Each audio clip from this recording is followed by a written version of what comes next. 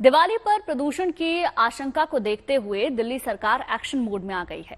दिल्ली प्रदूषण control committee ने सभी तरह के पटाखों पर पूरी तरीके से बैन लगा दिया है। इसके तहत 1 जनवरी 2025 तक आतिशबाजी पर पूरी तरह बैन रहेगा।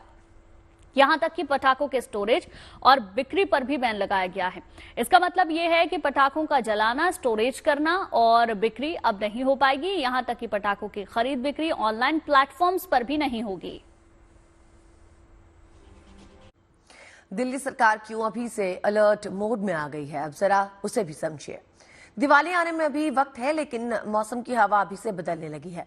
रात के तापमान में गिरावट के साथ ठंड ने दस्तक देनी शुरू कर दी है, लेकिन इस ठंड के साथ अब हवा फिर से पतली हो रही है। दिल्ली एनसीआर में एयर क्वालिटी इंडेक्स बुरी स्थिति में पहुंच चुका है।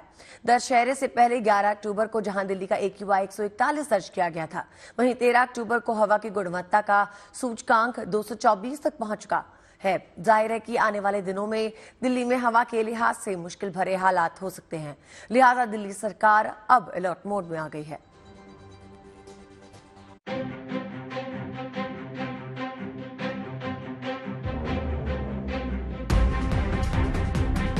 सर्दियां दस्तक देने वाली हैं और इसी के साथ दिल्ली एनसीआर के शहरों में हवा भी प्रदूषित होना शुरू हो चुकी है।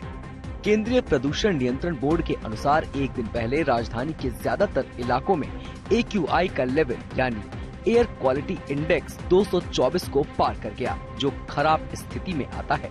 इसके पीछे वजह बताई गई दशहरे के मौके पर हुई आतिशबाजी। लिहाजा हालात को देखते हुए दिल्ली सरकार की तरफ से एंटी डस्ट कैंपेन को आज से और तेज करने की तैयारी है, ताकि हवा में प्रदूषण के स्तर को कम किया जा सके।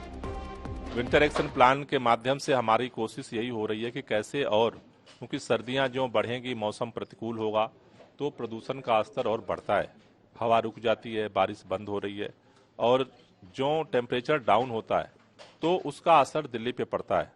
उसको कैसे कम किया जाए, इसीलिए हम तमाम विंटर एक्शन के माध्यम से प्रयास कर रहे हैं। दिल्ली एनसीआर के शहरों में रहने वाले लोगों के लिए वायु प्रदूषण की समस्या नई नहीं है। हर साल सर्दियां आने के साथ ही वायु प्रदूषण बढ़ने लगता है। ऐसे में सरकारी एजेंसियां इस समस्या से निपटने के लिए अब पहले से ही एक्शन प्लान तैयार रखती हैं, जो प्रदूषण की स्थिति को देखते हुए चरणबद्ध तरीके से लागू किया जाता है। इस बार दिल्ली सरकार प्रदूषण की ज्यादा गंभीर स्थिति होने पर आर्टिफिशियल रेन कराने पर भी विचार कर रही है। जैसे कई सारे एक्सपर्ट का कहना है कि जो दिल्ली में 200 दिनों के जो अच्छे दिन मिले हैं, उसमें बारिश का एक अहम रोल है। तो हमारा निवेदन है केंद्र सरकार से कि इमरजेंसी मेजर्स के रूप में आर्टिफिशियल रेन की तैयारी के लिए तुरंत बैठक बुलाएं, जिससे कि इमरजेंसी सिचुएशन में भी उसको और कंट्रोल किया जाए।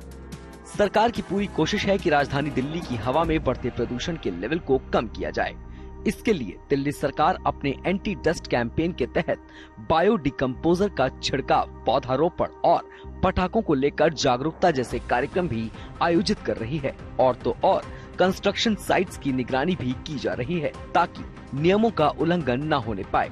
इसी एंटी डस्ट कैंपेन के तहत नियमों का उल्लंघन करने पर जुर्माना और कानूनी कार्रवाई करने के भी निर्देश दिए गए हैं। Bureau report, good news today.